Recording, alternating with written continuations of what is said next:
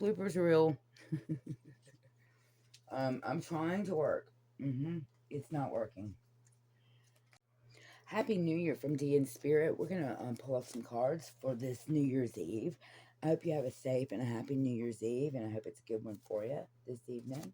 The first one I want to pull is a card that's going to just give us a general energy that we can look towards for the next year, and it's surrender. It's surrender into growth in the new year. Surrender into whatever 2026 brings. Every experience in life is merely a moment. If I choose to surrender, I acknowledge that there's a bigger picture available, and you're going to release the need for approval also this year.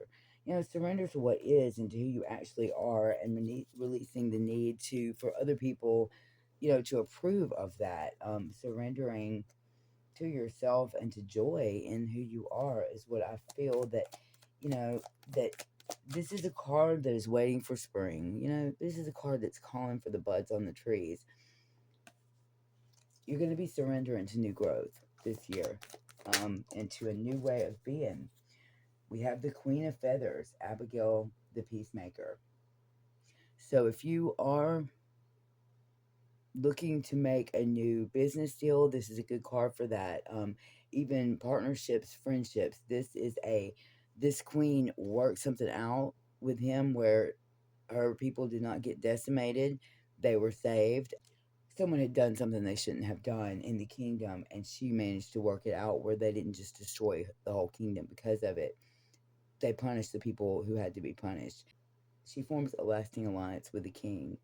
And then they do actually, this does end up being a couple at some point. So there's not only money here, and it's not only stability for the home, but there's also the possibility of a positive relationship that is going to be a relationship that it's going to give you stability in all the areas. This is stability in everything. It's stability for the people around her. It's stability for her. It's a lasting stability for the kingdom itself.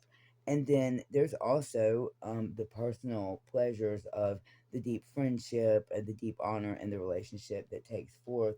Could be a love relationship, could be just simply career, could be friends, could be both or all. Sometimes they're all there. Like choose A, B, or C, or all the above. Sometimes you get all the above. And then we have the Nine of Chalices, the Feast of Purim. And so this is a celebration.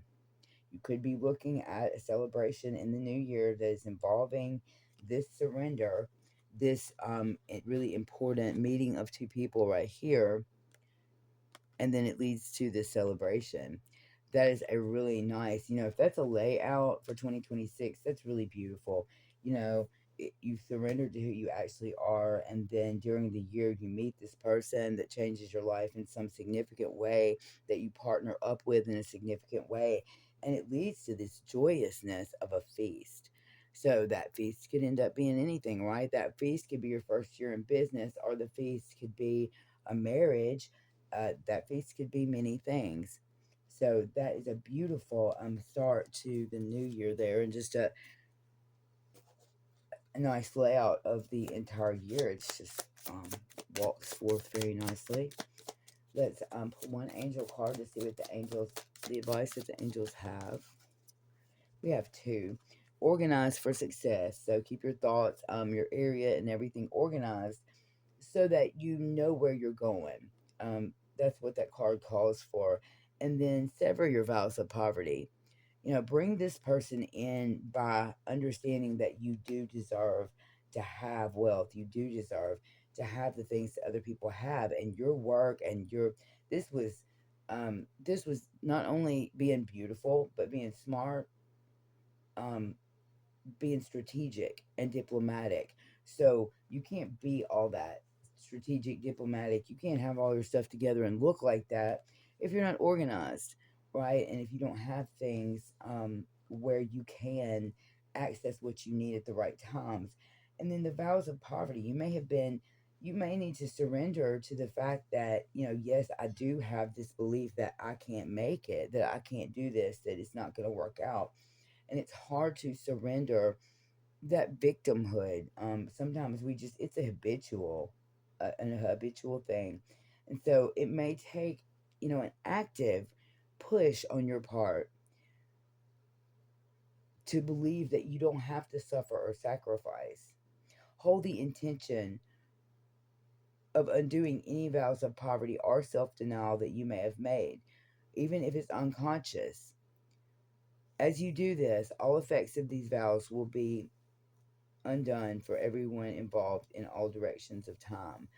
So we want to look at longevity, and we want to look at, what our parents taught us, like what they believed, how that has worked into your thought process, and you want to sever those unhealthy thoughts, sever the negative ones, the ones that lead you to believe that it's never going to be any better, and you want to, once you sever that, surrender, to a new beginning, and that you are worthy and you do deserve what is coming for you. You do deserve your own queen of feathers, or you deserve your own king.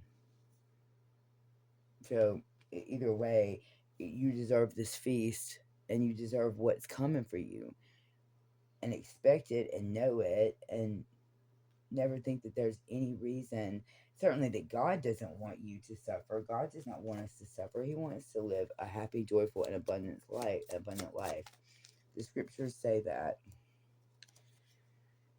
the word of the Lord endures forever. 1 Peter 1:25. God is with thee in all that thou doest. Genesis 21:22. If you're in the Christian tradition, then this is a call for you to maybe make a new start with a meditation plan or a plan to do Bible study, something that calls to you every day. You may want to start exercises within the Bible to see if that's something that God is calling you to do. If you are Jewish, you might want to consult the Talmud. If you're a Muslim, you might want to consult the Quran. Whatever your traditional scriptures of wisdom are, I believe this is a call for you to dive into those traditional. And there are many important books of tradition that you can reach into to find inspiration and to find messages that are meant for you from the divine. And then he's with you in everything you do. So when this person crosses your path, you're gonna have the notification within you, within your spirit. You're gonna feel it deep within that, oh, this person's important. A lot of times you just get that straight message of, here they are, just a straight one line. This is the important person. So I wish you guys a happy new year, and I will see you for the next reading. Bye.